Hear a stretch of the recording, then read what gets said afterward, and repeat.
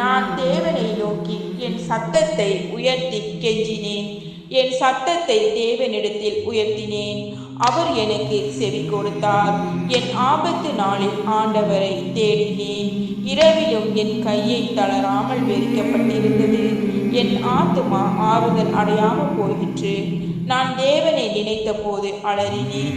நான் தியானிக்கும் போது என் ஆவி தேய்ந்து போயிற்று. நான் தூங்காதபடி என் கண் இமைகளை பிடித்திருக்கிறேன்.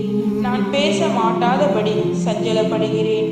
பூர்வ நாட்களையும் ஆதி காலத்து வருஷங்களையும் சிந்திக்கிறேன். இரா காலத்தில் என் சங்கீதத்தை நான் நினைத்து என் இருதயத்தோடு சம்பாஷித்துக் கொள்கிறேன். என் ஆவி ஆராய்ச்சி செய்தது, ஆண்டவர் நித்திய காலமாய் தள்ளிவிடுவாரோ? இனி ஒரு போதும் தயை செய்யாதிருப்பாரோ? அவருடைய கிருபை முற்றிலும் அற்று போயிற்று. வாக்கு தத்தமானது தலைமுறை தலைமுறைக்கும் ஒளிந்து போயிற்றோ? தேவன் இரக்கம் செய்ய மறந்தாரோ? கோபத்தினாலே தமது உருக்கமான இரக்கங்களை அடைத்து கொண்டாரோ என்றேன். அப்பொழுது நான், இது என் பலவீனம்,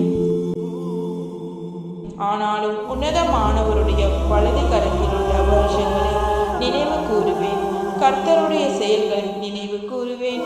உம்முடைய பூர்வ காலத்தை அதிசயங்களையே நினைவு கூறுவேன். உம்முடைய கிரிகைகளை எல்லாம் தியானித்து உம்முடைய செயல்களை யோசிப்பேன் என்றேன். தேவன் உமது வழி பரிசுத்த ஸ்தலத்தில் உள்ளது. தம்முடைய தேவனைப் போல பெரிய தேவன் யார்? அதிசயங்களை செய்கிற தேவன் நீரே.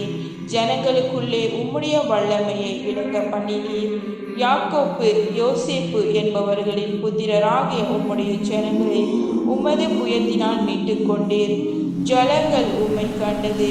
தேவனே, ஜலங்கள் உம்மை கண்டு தத்தளித்தது. ஆழங்களும் கலங்கினது. மேகங்கள் ஜலங்களை பொழிந்தது. ஆகாய மண்டலங்கள் முழக்கமிட்டது. உம்முடைய அம்புகளும் தெரிவுண்டு பறந்தது.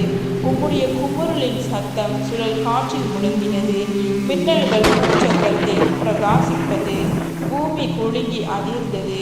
உமது வழி கடலிலும் உமது பாதைகள் திரண்ட தண்ணீர்களிலும் இருந்தது.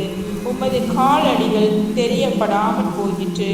மோசே ஆரோன் என்பவர்களின் கையால் உமது ஜனங்களை ஒரு ஆட்டு மந்தையைப் போல வழி நடத்தி